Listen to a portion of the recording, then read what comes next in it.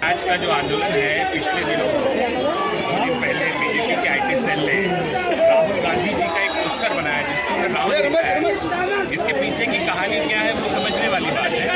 इसके पीछे की कहानी ये है कि पिछले 10 सालों में जिस तरह इस देश की सरकार, प्रधानमंत्री नरेंद्र मोदी जी की गलत नीतियों ने, चाहे जीएसटी हो, नोटबंदी हो, किसान आंदोलन के वक्त उनका खामोश रहना, 700 लोगों की जान चली जानी, जीएसटी में 125 लोगों की जान चले जाना, प्रधानमंत्री जी चाहते थे कि इस पर कोई आवाज़ नहीं उठाए।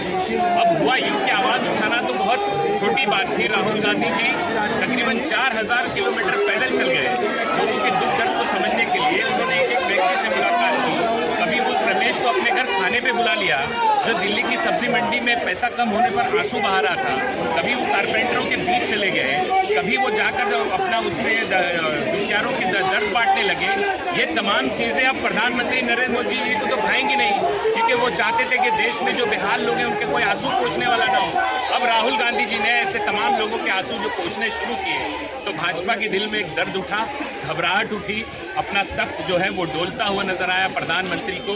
और फिर बौखलाहट में उन्होंने उस योद्धा को जो जननायक बन चुका है देश का, वो जो आम आदमी की आवाज़ को समझने के साथ साथ अब लोगों के दर्द को बांटने की भी कोशिश कर रहा है, उसके साथ उन्होंने रावण का फोटो लगा दिया। देखिए, आज का आंदोलन मोदी जी की सरकार का एक और स्टंट आया था जिसमें राहुल जी के बारे में कुछ टिप्पणी की गई थी। ये सारी चीज़ें देश के जो अहम मुद्दे हैं उनसे, बेरोजगारी, महंगाई, भुखमरी, सांप्रदायिकता, और ये जो आमतौर पर देखा आपने भी आजकल चल रहा है कि प्रेस के लोगों को डराना धमकाना, ये सारी चीज़ों से ध्यान भटकाने के लिए कि पीछे से उन लोगों को गिरफ्तार किया जाए, ये किया जाए, इस तरह की चीज़ें चल रही हैं। लेकिन आप ये समझ लीजिए कि ये स्टंट भी उनका उसी तरह से गायब हो जाएगा जिस तरह से उन्होंने कर्नाटक में पोलराइजेशन करने की कोशिश की थी। 2-4 दिनों में, आने वाले 2-4 दिनों में 4 स्टेट में इलेक्शंस डिक्लेयर हो रहे हैं और उसी को लेकर एक परसेप्शन बनाने की कोशिश बीजेपी कर रही है। उनको समझना चाहिए कि मुद्दे जो है वो चुनाव के मुद्दे वो होंगे जो उन्होंने इतने साल तक गवर्नेंस किया, सरकार चलाई, उसका जवाब देना है उनको। लेकिन वो धर्म के आधार पर लोगों को बांटना चाहते हैं। राहुल गांधी की लोकप्रियता को देखते हुए जिस तरह से इनकी हार हुई है और अभी 5 राज्यों में इनकी हार निश्चित है, उसको देखते हुए गंगा बिल्ला की सरकार या मोदी सरकार घबराई हुई है और इसलिए जो है राहुल गांधी को नए नए अवतार में पेश करने की कोशिश कर रही है। आज मोदी सरकारच्या विरोधामध्ये, भारतीय जनता पक्षाच्या विरोधामध्ये प्रचंड असं मोठं आंदोलन होत आहे। याचं कारण असं की मोदी सरकार, भारतीय जनता पक्षाचं सरकार हे राहुल गांधींना घाबरलेलं आहे।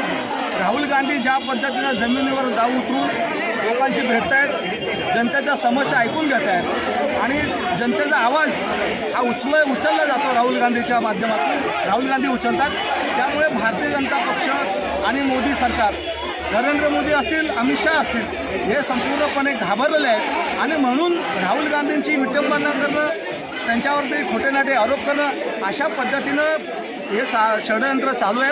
एक एक कार्यकर्ता, एक एक पदाधिकारी यहाँ पर राहुल गांधी के समर्थन में और बीजेपी के खिलाफ उनका निषेध करने के लिए आए हैं। जैसा कि आपको पता है, पिछले 9 सालों से किस तरह से इस लोकशाही का वस्त्रण हो रहा है, उसी तरह से आज संविधान का भी चीरहरण करने का काम ये बीजेपी की सरकार कर रही है। मोदी शाह की जो जोड़ी है गंगा बिल्ला की, वो खुद गलत काम कर रहे हैं और राहुल जी जो देश को जोड़ने का काम कर रहे हैं, उनके खिलाफ कुछ भी बोल रहे हैं, कुछ भी कर रहे हैं। आज उसका निषेध करने के लिए हम कांग्रेस के कार्यकर्ता यहाँ जमा हुए हैं। हम ये गंगा बिल्ला और एक कलयुग का जो रावण है मोदी, इसका घोर विरोध करते हैं। ये सिर्फ नाम के लिए नहीं बोल रहा हूँ मैं, काम से रावण है। उसका कारण मैं बताता हूँ। आपको मालूम है, मुंबई में आज कई सालों से रामलीला होते हैं, यही बगल में आज़ाद मैदान में हम वो रामलीला का मंचन करते हैं। आज बीजेपी की सरकार इस रामलीला का परमिशन नहीं दे रही है। ये तो यही बात हो गई, मुख में राम बगल में छुरी।